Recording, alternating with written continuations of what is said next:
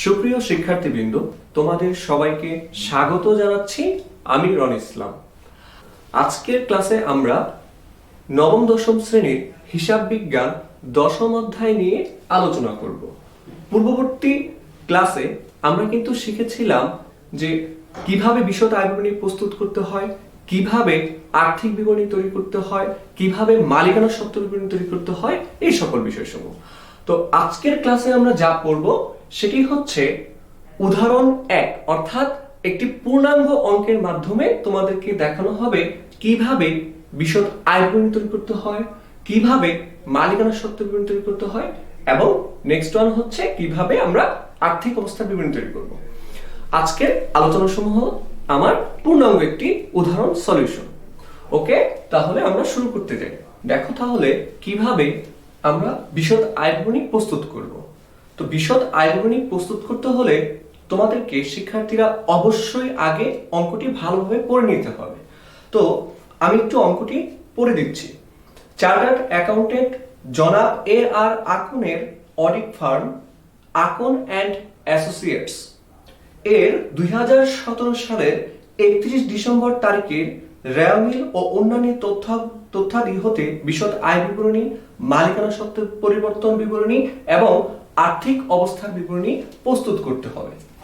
তো এইখানে তোমরা বইয়ের ভিতর যদি খেয়াল করো তাহলে দেখতে পাবা রেওয়ামিল আকারে একটি অঙ্ক দেওয়া আছে।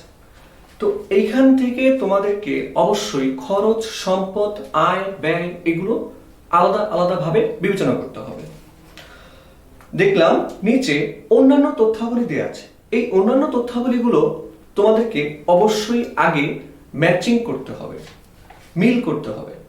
তো 1 নম্বরে আছে একটি প্রতিষ্ঠানের হিসাব নিরীক্ষা সম্পূর্ণ হয়েছে যার বিল 55,000 টাকা পাওয়া যায়নি।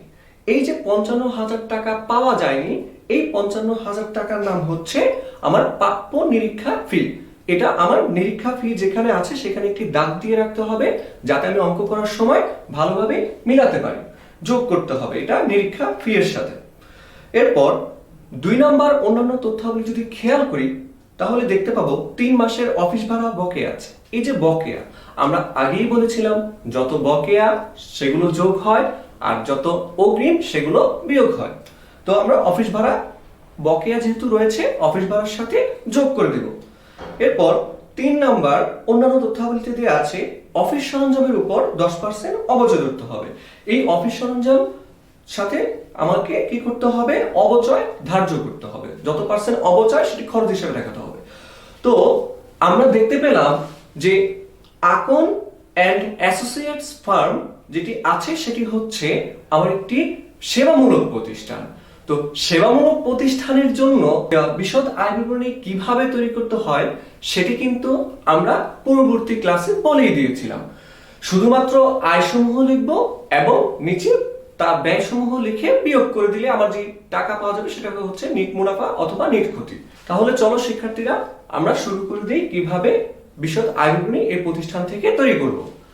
দেখো তোমাদের জন্য একটি ঘর করা হয়েছে।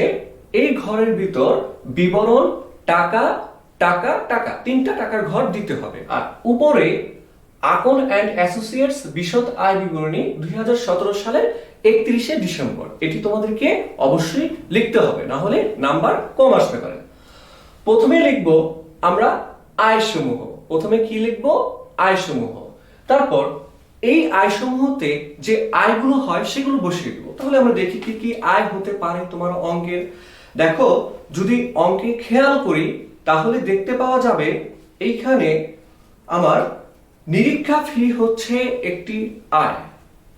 আমার নিরীক্ষা ফি হচ্ছে মুনাফা জাতীয় আয়। সো সর্বপ্রথম আমরা নিরীক্ষা ফি বসিয়ে দিলাম। বসিয়ে এর সাথে কাজ ছিল, আমরা যখন অন্যান্য তথ্যাবলী পড়লাম তখন দেখতে পেলাম যে নিরীক্ষা ফি 55,000 টাকা বিল এখনো পাওয়া যায়নি।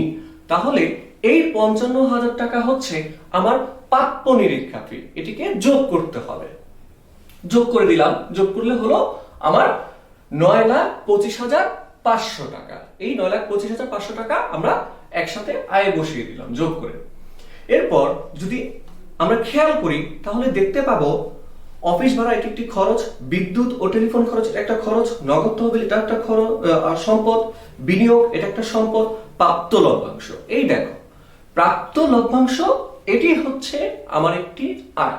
যেহেতু প্রাপ্ত লভ্যাংশ একটি আয়, সেহেতু আমরা আয় পাশে বসিয়ে দিব প্রাপ্ত লভ্যাংশ 42,500 টাকা।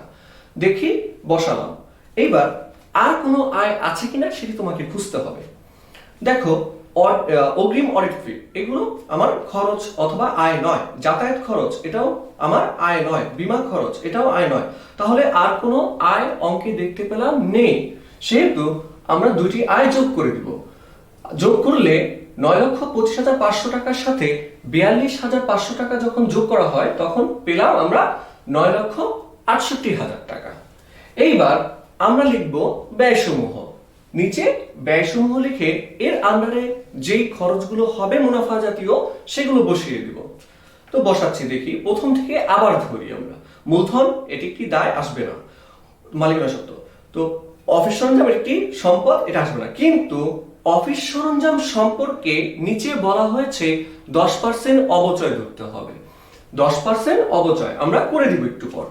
তো পেশাগত বই এটা আসবে না, নিরীক্ষা ফি এটা আসবে না, অফিস ভাড়া এটা আসবে। অফিস ভাড়া হচ্ছে একটি খরচ, সর্বপ্রথম আমরা লিখব অফিস ভাড়া। অফিস ভাড়া লিখে দিলাম, কিন্তু এর সাথে কাজ আছে। তো কাজটা কি? 3 মাসের অফিস ভাড়া বকেয়া আছে। তো যেহেতু বকেয়া আছে 3 মাসের, সেহেতু আমি অফিস ভাড়া দিয়েছি 9 মাসের, আরো 3 মাস বকেয়া আছে। তো 2,70,000 টাকাকে যদি আমরা 9 দিয়ে ভাগ করি তাহলে দেখতে পাবো আমার আসবে সেখানে 30,000 টাকা। তো 1 মাসের হচ্ছে 30। তাহলে এই 30,000 আমার কত মাসের বকেয়া আছে?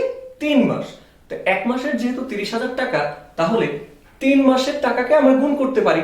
3 দিয়ে গুণ দাও, তাহলে বের হবে 90,000 টাকা। 3 × 90, এই যোগ বকেয়া ভাড়া আমরা যোগ করে দিলাম 90,000 টাকা। মোট ভাড়া হলো আমার 3,60,000 টাকা। এরপর যদি খেয়াল করি দেখতে পাবো আমার এখানে বিদ্যুৎ ও টেলিফোন খরচ দেয়া আছে 38,500 টাকা। এটি আমরা বসিয়ে দিব, এর সাথে কোনো কাজ নেই। তারপর যাতায়াত খরচ আমার দেয়া আছে 3,600 টাকা। এটিও এক প্রকার খরচ, আমরা বসিয়ে দিলাম মুনাফা জাতীয় যে খরচগুলো আছে। এরপর যদি খেয়াল করি দেখতে পাবো এর নিচেই বীমা খরচ দেয়া আছে 6,500 টাকা। তো আমরা বসিয়ে দিলাম, এর সাথে কোনো কাজ নেই। বেতন ও ভাতা এটিও এক প্রকার খরচ, 65,000 টাকা বসিয়ে দিলাম। এরপর ব্যাংক জমা উত্তোলন এগুলো হচ্ছে আমার সম্পদ, আর হচ্ছে বিপরীত মালিকানা সত্ত্ব এগুলো আসবে না। দেখি আর কোনো খরচ আছে কিনা।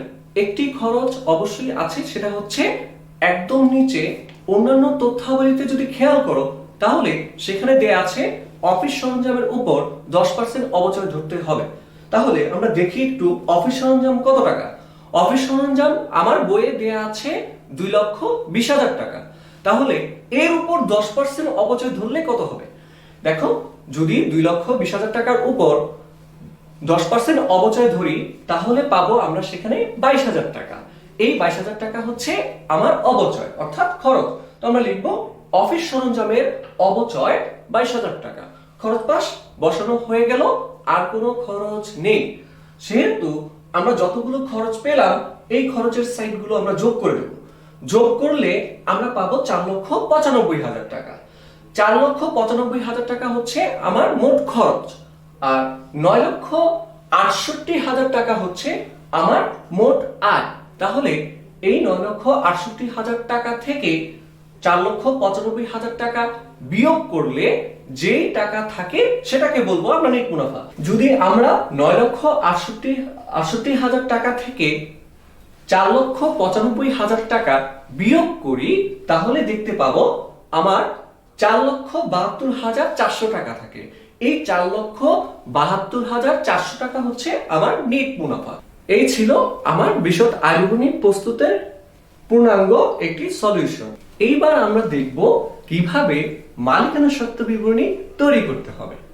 তো দেখো শিক্ষার্থীরা, তোমাদেরকে মালিকানা সত্ত্ব বিবরণী তৈরি করতে হলে অবশ্যই এইভাবে ঘর আঁকতে হবে। তো ঘর আঁকার পর তোমাকে অবশ্যই বিবরণ, টাকা টাকা এগুলো ঘরে দিতে হবে এবং কোম্পানির নাম উপরে অবশ্যই দিতে হবে। লিখবা, তারপর হচ্ছে 2017 সালের 31 ডিসেম্বর তারিখের জন্য। এইবার চলো শুরু করি। যদি অঙ্কে খেয়াল করো, আমরা পূর্ববর্তী ক্লাসগুলোতে কিন্তু বলে দিয়েছিলাম কিভাবে মালিকানা সত্ত্ব বিবরণী তৈরি করতে হয়। এইবার অঙ্কে খেয়াল করা যাক। অঙ্কে খেয়াল করলে আমরা দেখতে পাবো প্রথমেই দেয়া আছে মূলধন। মূলধন সর্বপ্রথমে আমাকে বসাতে হবে যদি আমরা মালিকানা সত্ত্ব বিবরণী তৈরি করতে চাই। তাহলে মূলধন বসালাম 3,30,000 টাকা। এর সাথে যোগ করতে হবে আমরা একটু আগে যেই বিশদ আয়বনের মাধ্যমে নিট মুনাফা প্রস্তুত করেছি, বের করেছি সেটি। তো যোগ করে দিব নেট মুনাফা।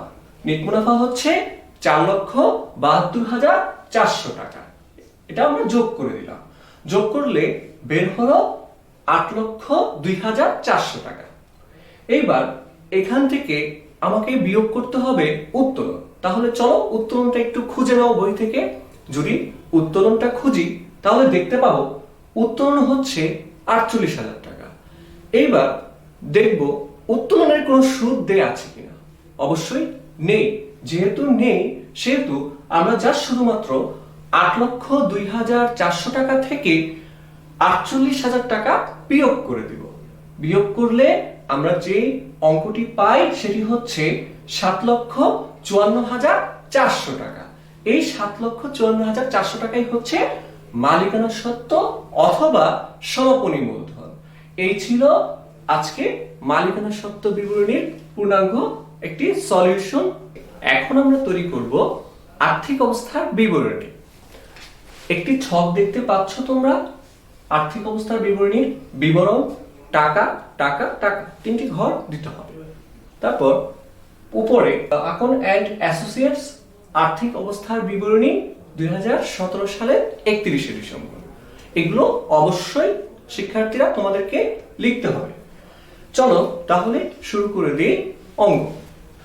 যদি আমরা বইটা হাতে নিই দেখতে পাবো প্রথমে মূলধন দেয়া আছে রেওয়ামিলের ভিতর, এটি আসবে না। এরপর দেখো অফিস সরঞ্জাম। প্রথমে আমরা সম্পদ পাশ লিখছি। সম্পদ পাশে প্রথমেই তোমাদেরকে যেটি করতে হবে সেটি হচ্ছে স্থায়ী সম্পদ উপরে লিখতে হবে। তো লিখলাম আমরা স্থায়ী সম্পদ। এখন এই স্থায়ী সম্পদগুলো যেগুলো পাবা সেগুলো তোমরা এখানে লিখে দিবে। তো দেখি অফিস সরঞ্জাম পেলাম। অফিস সরঞ্জাম হচ্ছে একটা দীর্ঘমেয়াদী সম্পদ, সেজন্য আমরা অফিস সরঞ্জাম লিখলাম 2,20,000 টাকা। এখান থেকে আমাকে বিয়োগ করতে হবে অবচয়। দেখো নিচে বলা হয়েছিল অন্যান্য তথ্যাবলীতে অবচয় 10% অফিস সরঞ্জামের উপর। তো 10% বের হয় 22,000 টাকা। এই 22,000 টাকা আমরা বিয়োগ করে দিব মাইনাস পুঞ্জীভূত অবচয়। তাহলে থাকলো 1,98,000 টাকা। এরপর দেখি আর কোনো সম্পদ আছে কিনা। নিচে যদি তাকাই দেখতে পাবা পেশাগত বই। এটি হচ্ছে এক প্রকারের সম্পদ, সেজন্য পেশাগত বই আমরা লিখে দিলাম 1,21,000 টাকা। আর কোনো অঙ্কে স্থায়ী সম্পদ নেই। যেহেতু নেই সেহেতু স্থায়ী সম্পদ আমরা যোগ করে দিলাম। যোগ করে মোট স্থায়ী সম্পদ পেলাম 3,19,000 টাকা। এইবার আমরা দেখব কোনো বিনিয়োগ আছে কি না। দেখো আমি দীর্ঘমেয়াদী বিনিয়োগ দিয়ে একটি হেডলাইন দিয়েছি। যদি বিনিয়োগ পাই তাহলে আমরা এখানে লিখব। দেখি আছে কিনা। যদি আমরা খেয়াল করি তাহলে দেখতে পাবো নগদ তহবিলের নিচে অর্থাৎ 8 নম্বর এন্টিটি হচ্ছে বিনিয়োগ অথবা শেয়ার। তো শেয়ার আমরা অথবা বিনিয়োগ বসিয়ে দিলাম 2 লক্ষ টাকা।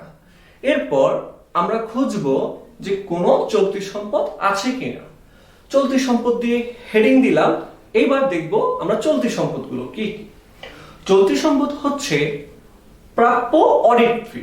আমরা পূর্ববর্তী বিশদ আয়বনের অঙ্কে যে অডিট ফিটি পেয়েছিলাম নিচে অন্যান্য তথ্যাবলীর 1 নম্বরে দেয়া আছে, সেটি হচ্ছে একটি প্রতিষ্ঠানের হিসাব নিরীক্ষা সম্পূর্ণ হয়েছে যার বিল 55,000 টাকা পাওয়া যায়নি। এই 55,000 টাকাই হচ্ছে প্রাপ্য অডিট ফি। এটি হচ্ছে আমার জন্য একটি চলতি সম্পদ, সেজন্য আমি বসিয়ে দিলাম 55,000 টাকা। এরপর দেখতে পাবো আমরা নিচে 14 নম্বর এন্ট্রিতে ব্যাংক জমা দেয়া আছে। ব্যাংক জমা হচ্ছে এক প্রকার চলতি সম্পদ, সেজন্য ব্যাংক জমা আমরা লিখলাম 3 লক্ষ টাকা। এরপর নগদ তহবিল 7 নম্বর এন্ট্রিতে দেয়া আছে। নগদ তহবিল লিখবো আমরা 30,400 টাকা। এই ছিল আমার চলতি সম্পদ। চলতি সম্পদগুলোকে এইবার একসাথে যোগ করলে আমরা পাই 3,85,400 টাকা। তো স্থায়ী সম্পদ, দীর্ঘমেয়াদী বিনিয়োগ এবং চলতি সম্পদ যদি একসাথে সকল সম্পদগুলোকে যোগ করি তাহলে দেখতে পাবো আমরা মোট সম্পদ বের হয় 9,04,400 টাকা। এরপর চলে যাব আমরা মালিকানা সত্ত্ব ও দায়সমূহ নির্ণয় করতে। দেখব আমরা এখানে মালিকানা সত্ত্ব কত টাকা আর হচ্ছে চলতি দায় কত টাকা, দীর্ঘমেয়াদী দায় কত টাকা, এগুলো আমাদেরকে বসাতে হবে। মালিকানা সত্ত্ব একটু আগেই মাত্র আমরা নির্ণয় করে আসলাম। তো মালিকানা সত্ত্ব লিখে আমাকে টাকাটি বসিয়ে দিতে হবে 7,54,400 টাকা। আমি মালিকানা সত্ত্ব লিখে টাকাটি বসিয়ে দিলাম। এরপর খোঁজা শুরু করব যে চলতি দায় আছে কি না। তো দেখি আমরা চলতি দায় আছে কিনা। যদি আমরা 10 নম্বর এন্টিটি খেয়াল করি রেওয়া মিলের, তাহলে দেখতে পাবো অগ্রিম অডিট ফি, অর্থাৎ অগ্রিম কোনো আয় হলে সেটিকে বলে থাকি আমরা চলতি দায়। তো পেলাম অগ্রিম অডিট ফি 60,000 টাকা, এটি হচ্ছে আমার চলতি দায়। এরপর যদি আমরা খেয়াল করি দেখতে পাবো অন্যান্য তথ্যাবলীতে 2 নম্বর এন্ট্রিতে বলা হয়েছে অফিস ভাড়া 3 মাসের বকেয়া আছে। এই বকেয়া যত খরচ আছে সেগুলো আমরা জানি যে সেগুলো হচ্ছে চলতি দায়। তাহলে বকেয়া অফিস ভাড়া 90,000 টাকা আমার চলে আসবে বিশদ আয় বিবরণী থেকে এইখানে চলতি দায়। বকেয়া অফিস ভাড়া আমরা লিখবো 90,000 টাকা। এরপর আর কোনো চলতি দায় নেই। তো দীর্ঘমেয়াদী দায় আছে কিনা সেটি আমরা দেখলাম। এই অঙ্কে কোনো দীর্ঘমেয়াদী দায় নেই। ঋণ ছিল না, বন্ড ছিল না, বন্ধকি ঋণও ছিল না, সেহেতু আমরা আর দীর্ঘমেয়াদী দায় লিখবো না। তো আমি যদি চলতি দায়গুলো একসাথে যোগ করি 60,000 আর 90,000 টাকা হবে 1,50,000 টাকা। এখন মালিকানা সত্ত্ব আর হচ্ছে চলতি দায় একসাথে যোগ করে যদি দেই তাহলে দেখা যাবে আমার মোট যোগফল আসবে 9,04,400 টাকা। এটি হচ্ছে তোমাদের পূর্ণাঙ্গ আর্থিক অবস্থা বিবরণী। আমরা দেখলাম মোট সম্পদ 9,04,400 টাকা বের হয়েছে এবং মোট মালিকানা সত্ত্ব ও মোট দায় একত্রে বের হয়েছে 9,04,400 টাকা। তাহলে আমরা বুঝতে পারবো যে সম্পদ সমান দায় মিলে গিয়েছে, অর্থাৎ তোমাদের অঙ্কটি সম্পূর্ণ সঠিক হয়েছে। তাহলে আজকে আমরা কি কি শিখলাম? আজকে শিখলাম আমরা বিশদ আয় বিবরণী, আর হচ্ছে মালিকানা সত্ত্ব বিবরণী, আর হচ্ছে আর্থিক অবস্থার বিবরণী প্রস্তুত।